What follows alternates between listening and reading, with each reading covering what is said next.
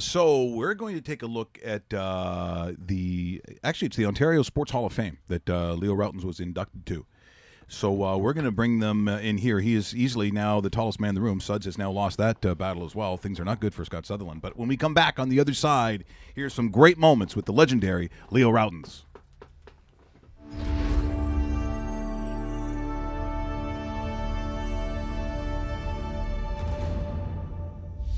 Our next inductee rose to prominence as a teenager. A star basketball player for St. Michael's College School in Toronto, at 16, Leo Rautins became the youngest player ever to earn a spot with the Canadian national team. He then honed his skills in the NCAA at Minnesota and Syracuse before becoming the highest drafted Canadian to that point in NBA history. Chosen 17th overall by the Philadelphia 76ers in 1983, injuries hampered Leo's time in the NBA, but he went on to a decade-long professional career in the U.S. and Europe. In 2005, Leo was named the head coach of Canada's men's national team, a post he held until 2011. Today, he is living out another of his dreams, working in television as a lead analyst for Toronto Raptors broadcasts, a position he has held since the team's inception in 1995. Leo Rautins is truly one of the faces of Canadian basketball and one of the great ambassadors for the sport in this country.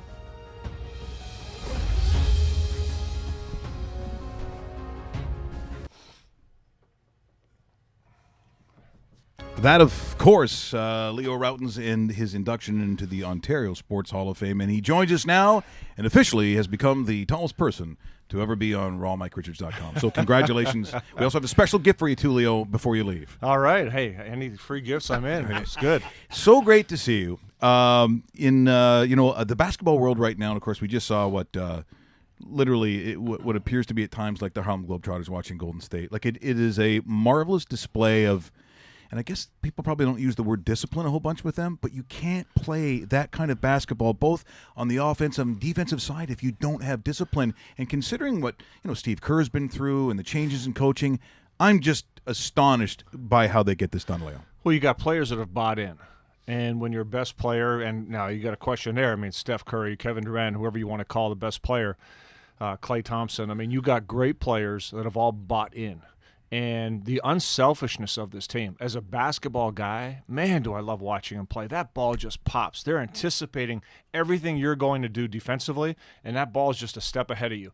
It actually reminds me a lot of like great international teams used to move that ball that way, right? And you didn't see a lot of it in the NBA other than like Showtime Lakers, some of the old Celtics. Now, I mean, the way they play, to me, it's just a joy to watch. But here's the catch.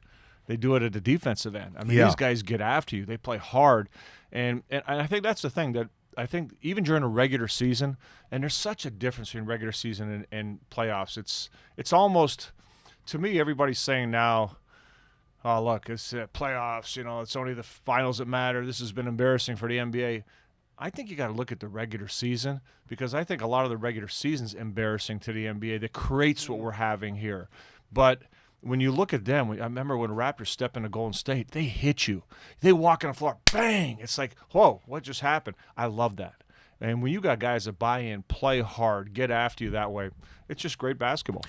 Sometimes Dave and I, we talk about the culture of winning and just sort of what it takes. And it's interesting that the team that they knocked out in grand style, San Antonio was that model. I mean, from ownership on down to their coaching staff, the way they drafted, how they drafted the veterans and some of those players they got via free agency. I mean, they have been the model of what you want to do. And so I think, and you saw Pop last night saying, look, this team is unbelievable. I mean, there was no, well, we didn't do this, that's why we didn't win. You're just looking at literally one of the great teams assembled by an organization that, I mean, if we're looking at where they borrowed pages from, can we say some of it came from San Antonio? What does that influence for you? I think anybody that's got half a brain in the NBA will look at San Antonio. I used to say it 100 years ago, saying, if I'm a GM, I'm going to sit by their doorstep in training camp and grab the guys they cut because they put so much time and effort into scouting. And, look at a Ginobili, where he come from, a second-round pick.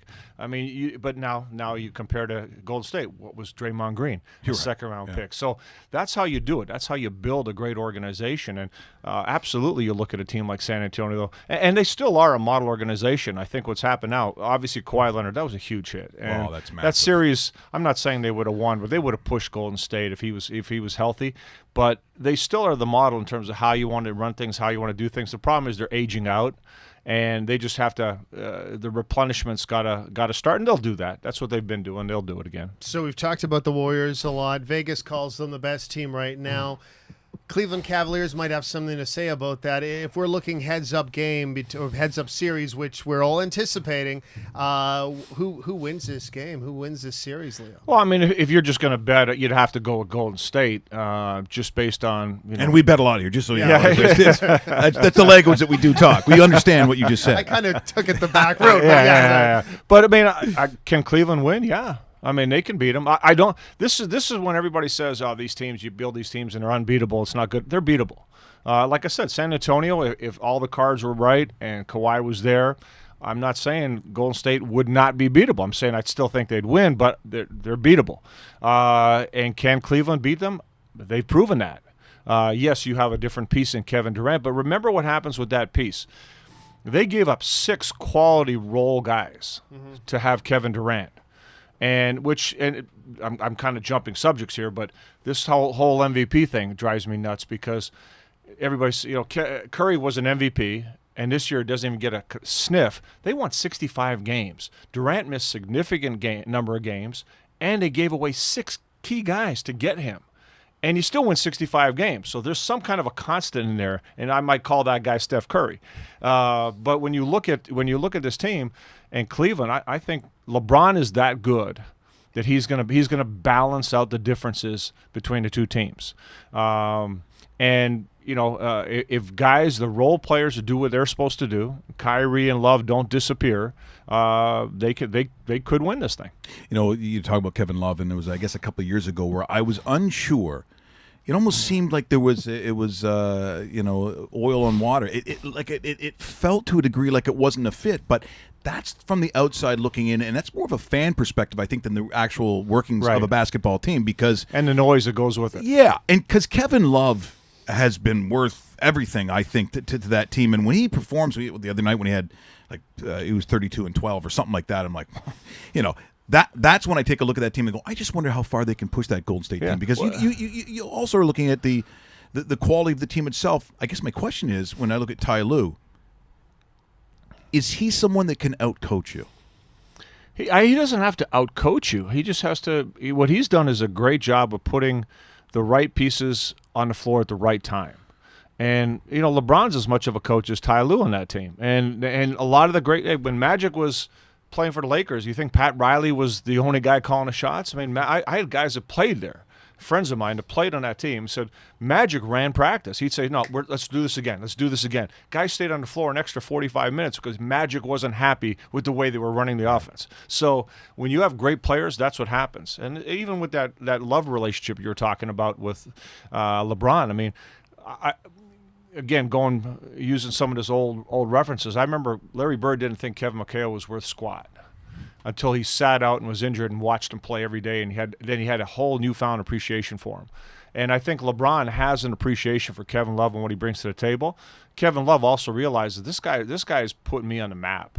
I might have been an all-star, but now I'm a winner. But here's what he's demanding from me. Kevin Love is day and night defensively now what he was 2 years ago. Because if you don't play defense, LeBron's going to rip you apart. Mm-hmm. And if you want to stay here, you better buy in. And so, like, the impact he has with guys like that is amazing. So, I think it's going to be fun. And there's also, by the way, there's also a guy, when you start talking about Kevin Love, physically, the transformation from, let's say, even going back to UCLA. He was like the Pillsbury Doughboy. Yeah, and all of a sudden, he's lean, mean. Yeah. I couldn't even recognize him. Found a diet, eh? Yeah. There's a lot of talk, Leo, after that Celtics winning Game 3, that this may have been the best thing to happen to the Cavaliers in the playoffs, losing this game. True or false? You know what? There was so much made out of that loss, right? And and listen to all the people jumping on LeBron. To me, it's laughable. It's the same people that said, "Hey, the Raptors have this window. Hey, the Cleveland Cavaliers are vulnerable." I'm going, seriously? Come on. If you know the game, come on, calm down. But here, you're going to think this is crazy. LeBron has an appreciation for this league. He understands what he means to this league. He understands the criticisms the league hears. He understands optics. You know what? If you watch that last game, did it appear to you that LeBron checked out? No. I thought he did. Like well, not in the. I mean, like late game stage. Okay, he just kind of like he didn't say, oh hey. No, but 11 points, you'll sit there and say, okay, that's not LeBron No, James, is it? But it's not LeBron James the way he finished the game. And I've seen this before with this guy. I mean, a couple years ago, the Raptors beat them twice. It's hard for me to say he checks out of anything, though, Leo. Yeah, but this is how it's that switch. People talk about the switch. Very few players can control this switch. This guy can. 2 seasons ago, in the regular season, the Raptors beat Cleveland twice. Yeah. Cleveland, both of those games got off to a really good start. The Raptors were down. LeBron was locked in.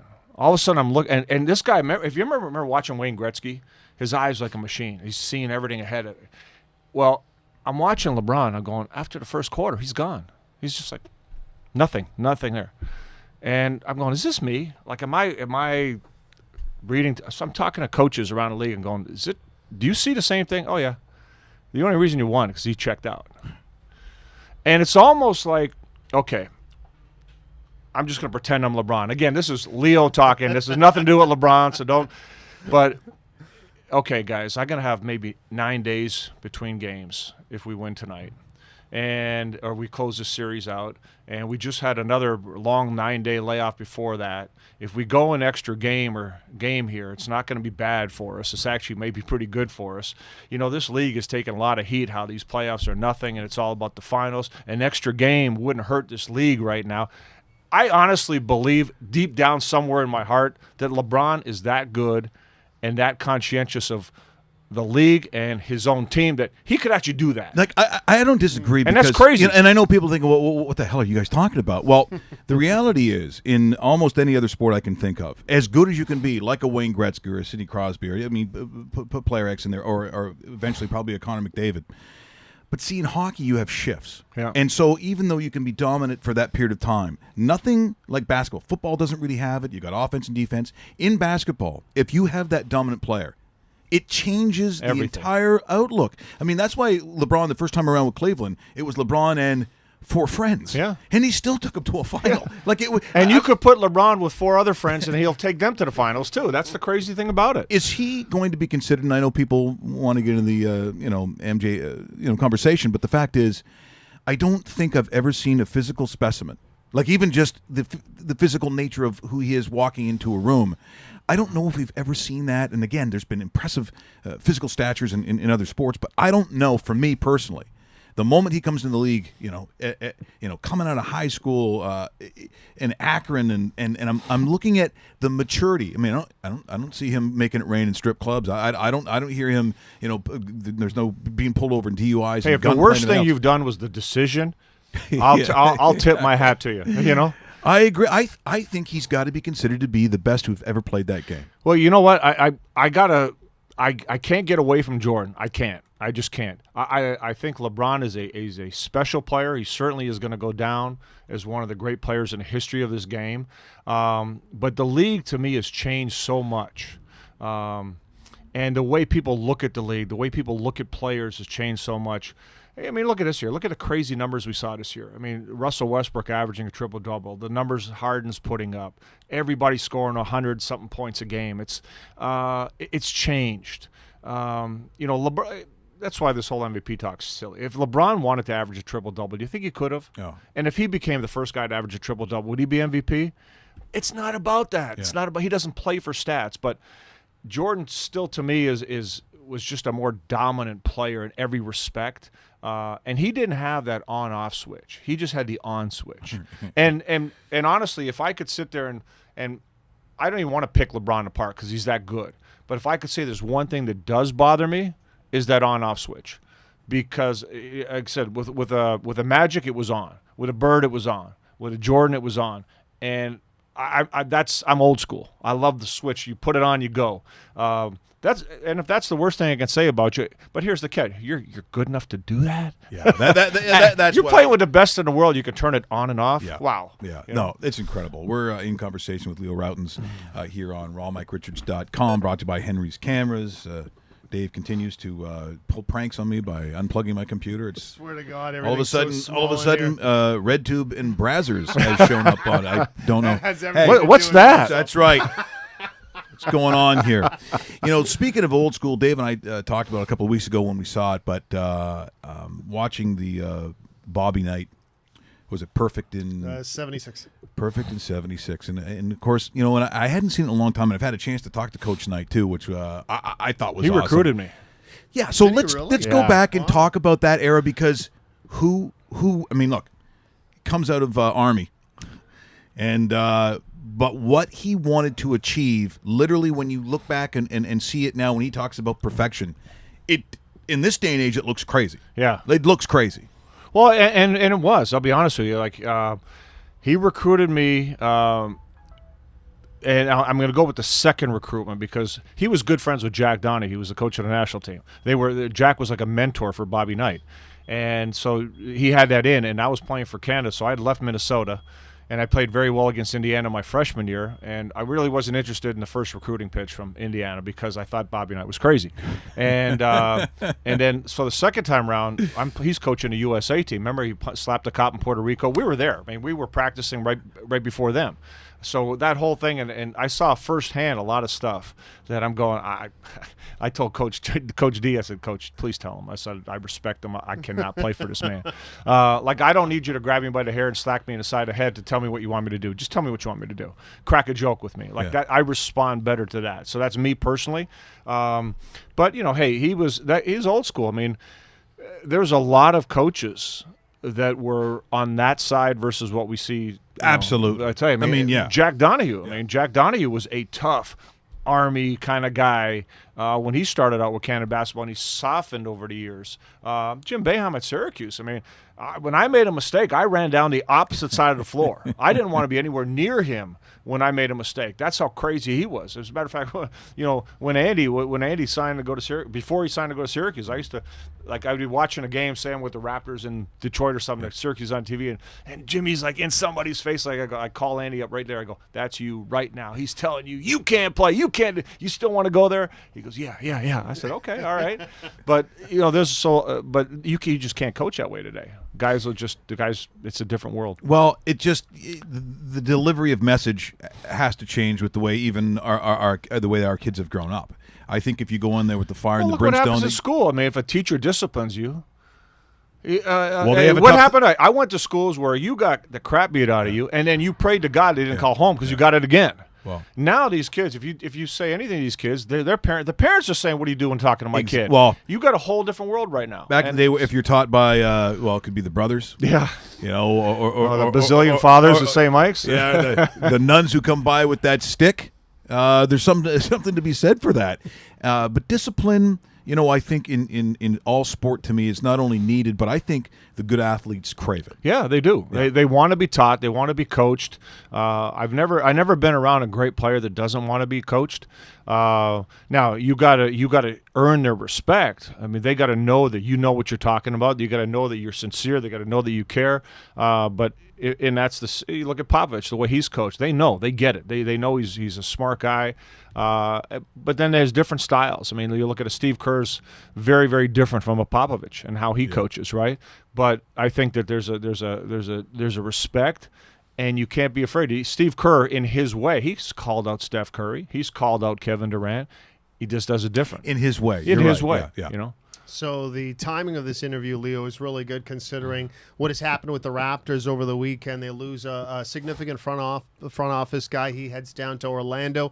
The loss from the Raptors' perspective, he wasn't around. Jeff Weltman wasn't here for a long period of time, but What happens in that role of general manager that they are looking at to fill? Well, they very easily could do it from within. I think there's a lot of quality people in the organization now, and Masai Ujiri. Let's not underestimate Well, exactly. his impact and his role with all the decisions that are made. The one thing I do take about Jeff Weltman, very much like Masai, tremendous patience.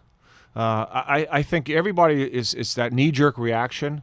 I don't think you could be a GM and have a knee-jerk reaction. If you look at the way Masai has handled his business since he's been here, and Jeff Weltman as well, they don't panic. When all of a sudden you're losing games you shouldn't be losing, and this guy is not playing well, there's no panic. They're calm. Hey, we'll figure this out. We'll see. Hey, we need to know who can play in these situations, who can't play in these, who can play when your best guy is down, who can respond.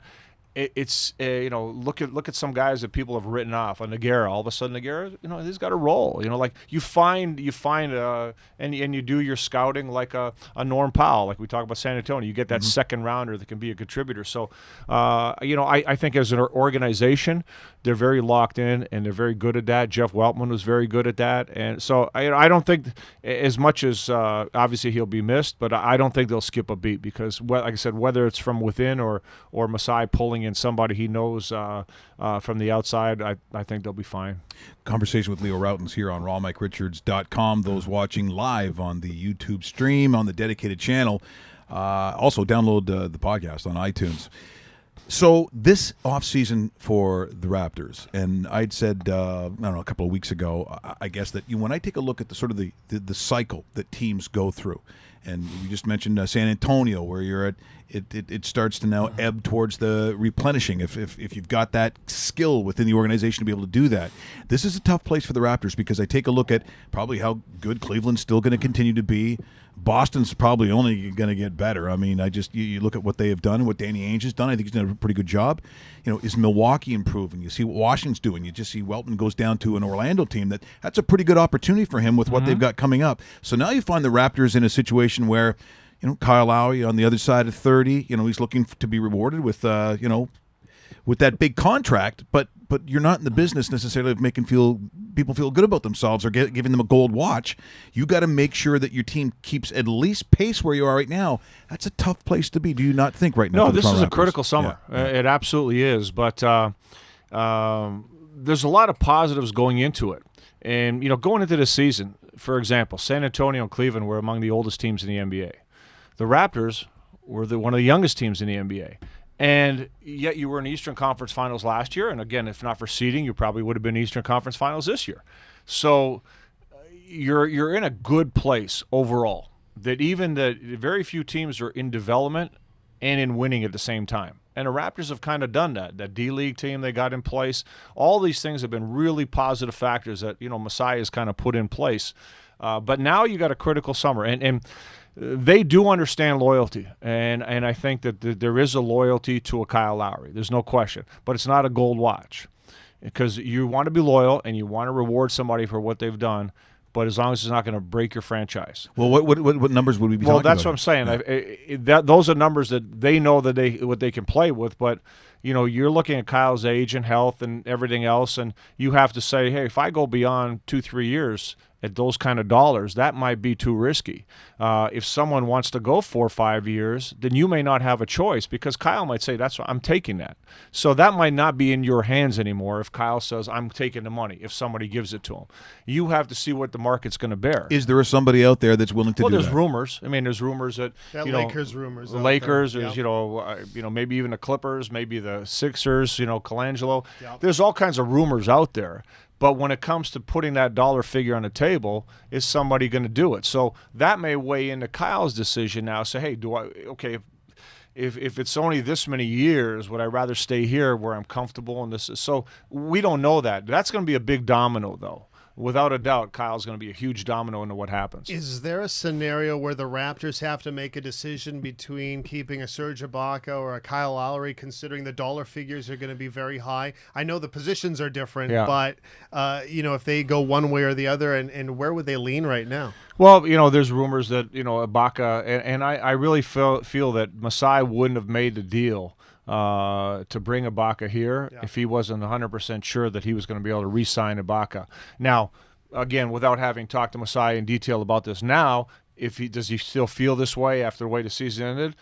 I don't know that answer, but again, I think Ibaka came here with the idea he'd re-sign here, and so all that's already kind of been factored in if that's the case. So could you do them both? Yes. And kind of what you touched on earlier, when you talk about a window or like a LeBron situation, I'm not worried about anybody else in the East. I'm not worried about Boston. I'm not worried about Milwaukee. Are they going to be good? Yes. Is Milwaukee going to get better because of Antetokounmpo? Yes.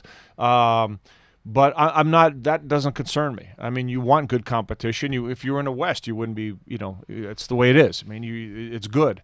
But as long as LeBron is healthy and playing the way he is, there is no window. Right. But what happens if a LeBron gets hurt? Or what happens if, like 2 years ago, Kyrie and Love both go down in a series that you're playing against and something cracks a little bit? Because even going into this year, I said, hey, the Raptors, if healthy, if 100%, could push Cleveland a little bit.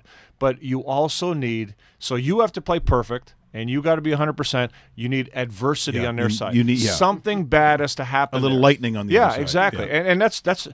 And that's not no disrespect to the Raptors or anybody else in the East, but that's how good LeBron is on the other side. So you have to weigh your money. Is this the time where you – pay heavy-duty luxury tax if you know that's a situation? Or do you try to moderately put yourself in that situation knowing that, hey, if lightning does strike, we'll be poised to hit? So those are all kind of factors. That's why I said this is going to be a huge summer. There's a lot of big decisions that have to be made, but I have no reason not to be confident based on everything I've seen with Masai as far as decisions that he will make. Now, in terms of the style that they play, now on the resume for Coach Casey, who I'm a huge fan of, I make no bones about that. I think he's a tremendous man. It's defense. I mean, that's sort of the calling card. I look at some of the players, especially at DeMarre Carroll, when he came in and thought this is sort of a Coach Casey guy. But I think, Father Time hasn't been exactly kind to DeMarre Carroll, and I think they got him on the other side of where they really wanted him. Right. And I look at some of the players that, do they fit into more or less, and I'm not going to say lockdown because people get too obsessed with one thing or the other. Well, defensive accountability gives you the chance to get the ball more often. So it's not like I'm choosing one over the other. So I look at the style of play right now we're seeing in the NBA where there's a lot of small ball. I mean, geez, the bigs are just running up and down the court. So the guys that they have, this roster that exists on this Raptor team and a Jonas Valanciunas, is it progressing the way, including a Jonas Valanciunas, that it still fits the mindset of what that coach wants to see? Well, I think Masai made that point. They got to have a kind of a cultural reset with what they're doing. And it's very important that everybody buys in. And Masai said, hey, I got to look at myself, my management staff. I got to look at my players. I got to look at Dwayne Casey and communicate. And everybody's got to buy into what you need to do. Because I think, frankly, hey, defense is critical. I mean, you got to be able to play good defense. We see that with Golden State. I mean, they play great defense, but it's about being able to make critical stops. It's about being able to put the clamps down when you need to put the clamps down because, quite frankly, you can't play the game the way you used to be able to play the game. It's changed, and if you can't score, you could be the best defensive team in the world. If you can't score, you got a real problem. So the game has evolved differently. I think the Raptors do have to adjust, and I think part of that is how you play offensively. I think they need more shooters. You're still looking for that small forward that can knock jumpers down, defend, get you on the glass, get out and run. I think they do have to find a way to run more. Get up. You need to loosen the game up where you don't get bogged down. And Masai said it himself that they've had a very good amount of success. I mean, the bar is pretty high. I mean, you're a 50-plus win team, but you haven't gotten to where you want to now. So you're at a good place, but what do you have to do to make that next step? And that's where I think they said you got to have shooters, you got to loosen up your offense a little bit, you got to have more flow. They've been very good at that, pick and roll, two guys dominating the ball, but that's gotten you to this point and hasn't gotten you further. So now whether that's it's going to be a part of some different things. It's going to be adding some pieces. It's going to be players buying in or moving out. It's going to be Casey buying in or maybe not being here. I think that's what it comes down to. And Masai kind of made that. It's very his conference after the last game. He said this is all BS. Like, he really can't say anything. But I thought he said an awful lot. That you didn't even have to read between the lines. There's going to be a lot of heartfelt conversations with breaking everything down, and there's going to be some changes, but that's a good thing, not a bad thing. Yeah. Now, this might be tough to answer, but when you talk about getting that shooter that can play defense, if you had a wish list out there of yourself looking for that shooter to bring in, what sort of names would we be looking at for the Raptors? Yeah, it depends. I'll be honest with you. I got to look at the free agents and everybody out there. I have to take a good look at that. But you just need guys that can space the floor. I mean, you look at and take a look at a guy like Korver, okay? He's not a small forward, but take a look at a guy like Korver at Cleveland. That here's a guy that, is he a great defender? No. But what he does is, when that ball gets there, he's going to make that shot. Mm-hmm. You have a run going. You need this one to cap it. He'll make it. He's done that with a lot of teams. Yeah, he really has. But see, we got scorers in Toronto. We don't have shooters. Kyle Korver's a shooter. You need shooters. You need guys that ball's going in. Terrence Ross, when he was in here, he wasn't a shooter. Everybody talked about he was a scorer, and there's a big difference between the two. And Korver in that environment at Cleveland, he works at the defensive end. He gives it. Understand how to play within the team structure. J.J. Redick at the Clippers, a shooter, but buys into the team defense. He's not a great defender, but he's a scouting report on the floor. He knows where he's supposed to be, does all those things. You need shooters. So whether it's a small forward, shooting guard, now up front, you're a 4 guy coming in that can space the floor and consistently knock down, even a 5. You got to find those guys now. You have to. You know what I think is interesting is now I look at J.J. Redick with the sleeves. And I think going back to Duke, there was not a lot of guys who on the team looked like that. He's changed quite a bit since that time. Coach K likes to look or not. Yeah, it's but he's he's a great story. I tell a lot of young players, if you look at a J.J. Redick, he was almost out of the league. He was a lottery pick, was almost out of the league. Stan Van Gundy taught him how to play in the NBA, but he really is a scouting report. He knows, like I said, he's not a great defender. He's a great shooter, and he's a smart player. But what he does is he understands where he's supposed to be, where you're supposed to be, where you're supposed to be, what you guys are trying to run, what he's trying to do, and he understands all that. And that's what he brings to the table every single game. And there's a lot of players in this league that if they could, like, I've already had some conversations with some players that if I was you, I said, I'd call J.J. Redick up. I said, I'll give you $10,000, spend a week with me, whatever. How do you do what you do? Can you teach basketball IQ? Yeah. Because you know what? It's a question of what you're willing to put in to work at it. And, like I've said the same thing years ago to players that were similar to a Steve Nash. I said, what's stopping you from picking up the phone, calling them, and said, what's it going to cost? You make a lot of money. What's it going to cost? Teach me. Show me. Help me out. You need to, that's what great players do. They pick brains of other. Kobe Bryant picks brains of different people. Like, that's what great players do. Yeah. Before we let you go, a couple things. I think might be talking to Dylan Brooks next week. And I look at, the draft that's coming up, and it's funny, as we came on to the program today, as you saw Leo in those clips back in the day, and, we talk about, where you actually venture up with Syracuse and so on. When that, to me, I remember being in high school thinking, really? Leo's going to, that was a big deal. They're a singular person getting a scholarship at a legendary institution like Syracuse. And you talked about the schools and the level of ball that you played at. There are hundreds of kids playing at a level fantastic. that they're not just making the team anymore. Yeah. They are the stars of the team. And I look at the sort of the draft projections, but Boucher unfortunately got hurt. Yeah. Otherwise, maybe your wife might have been sad because maybe the Ducks actually do beat the Tar Heels. My life would be miserable. Yeah, I was going to say not good in your household, but we got some guys who can play. And Dylan, I'm glad he went back for another year. I thought it was the right decision. Mm-hmm. And so we look at these Canadian athletes, and therefore, we start talking about national team stuff. Never have I seen a level, and it's only getting better lately. Yeah. It really, truly is. No, it is. It's years ago, when I started with the national team, that was right when Steve kind of retired and Rowan Barrett retired. A lot of these guys have been around for a long time. And, you open up the cupboards, they were bare at the top. You look down, man, it was crazy. And, as an organization, there was a decision made that those are the guys that we got to focus in on. We're not winning anything up here. That's not happening. We got to take all these kids and give them everything we got to develop them and bring them up, start making all the national teams younger, do whatever we have to get these guys experience. And I think, and you know what the biggest impact has been is the NBA. I mean, think about it. 1995, the NBA comes to Canada, comes to Toronto, Vancouver at the same time. And, Andrew Wiggins, when was he born? 1995. These kids grew up watching NBA. Hey, I said I wanted to be an NBA player. How realistic was that? You rarely saw it on TV.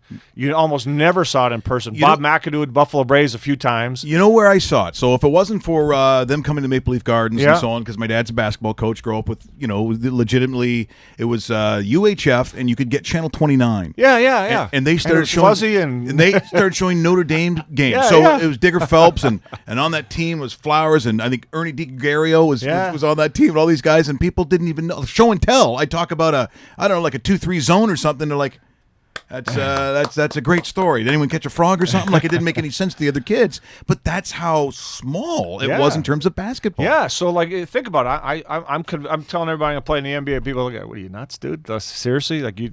And how? What's my basis for that? Now kids can watch 300 games a year on TV. You go to clinics, you go to games, you meet players. And I've always been a big proponent of saying, hey, if you can see it, feel it, taste it, touch it, you can be it. And these kids all believe it now. And there's so many programs. I mean, AAU ball, these kids have opportunities. I mean, my kid's playing on a team here with the Bounce program in Toronto. And let's see, they've been to Atlanta. They're going to L.A. this weekend. They were in Indianapolis before that. I mean, you're bouncing all over the place. You're playing against the best kids in the country. He's got 2 or 3 kids on his team that are going to be NBA players. It's crazy. The talent level. There was just a great article about a week or two. I think Bleacher Report had it. Just how the level is gone up to where all the U.S. schools are coming up here because you got as much talent to pick from, and that's something I always said that we're a melting pot. Think about Canada, where everybody's from somewhere, right? Yeah. So we got great athletes. We got kids from all over the place, right? Their backgrounds so we should have great athletes if we teach them how to play.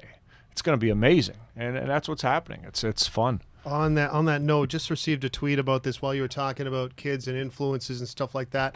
A lot of it, and I don't need to tell you this, but Vince Carter, when he was a Toronto Raptor, a lot of young kids grew up watching Vince Carter and wanted to be like Vince kind of thing. Now that being said, Vince Carter's a free agent. He's entering his 20th NBA season. There's a pretty good debate going on in this community whether or not the Raptors should pursue Vince in his final NBA career, or NBA season. Would you like to see Vince Carter back with the Toronto Raptors, and does it make sense for the team to bring back Vince Carter? Well, it really just depends on, remember, the Raptors are a team that, as we talked about earlier, development and winning. If you put him on a team, is that going to hinder development? Is it going to make that much difference in winning? Right. And that's that decision you got to make, because if you're a Memphis and you're kind of in this place, and Vince can be a nice factor for you coming in, but it's not costing the development of somebody at the other end, and he's really not necessarily winning you that many games on top. So you got to kind of weigh all that, and there is a big argument. There's a lot of people that kind of resent the way things ended with Vince, and I think that was a two-way street. It really was. It wasn't all Vince, and it wasn't all the Raptors. It was a two-way street. So you kind of at some point, and I think a lot of people have let it go, and that's where they're saying bring him back. But I agree. I think it's almost to a degree, strangely enough, I never thought I would say it at the time, but it's almost flip-flopped the other way. I mean, you talk to younger guys in their development, even a Jamal McGlure and some of these guys. A lot of the reasons that they play basketball was because of Vince Carter. Yeah, no, hey, you know what? And you know what? It's funny because there's been a lot of guys that have come through this organization. I thought Damon Stoudemire, as a first-year guy, think about it. You're whole new thing, NBA.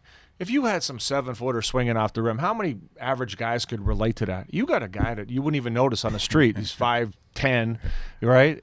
I thought that was a great thing for Canada, for Toronto, to have a Damon Stoudemire, that's somebody you can relate to size-wise and being on the floor and getting Rookie of the Year and the whole bit. But Vince had a monster impact. So I put it this way, would I be opposed to it? No. But I think you got to look at all those other factors that I was saying. And talking to Vince, he's actually, this is a much more comfortable role for him that he's in now than being a star. Right. Oh, definitely. He never wanted to be that franchise guy. He never wanted that. It just wasn't his makeup.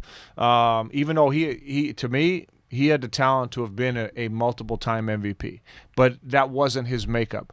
To be able to be just a guy that can help out, you nurture young guys and do some of this, it's a perfect role for him. And the crazy thing is his body. I mean, at his age now, we would hope to be physically where he's at now when we were 20. Yeah, tell me about it. And even when you look at other NBA players, a lot of NBA guys don't have what he's got now at 40, which is crazy. It's just crazy. So it's pretty cool to see.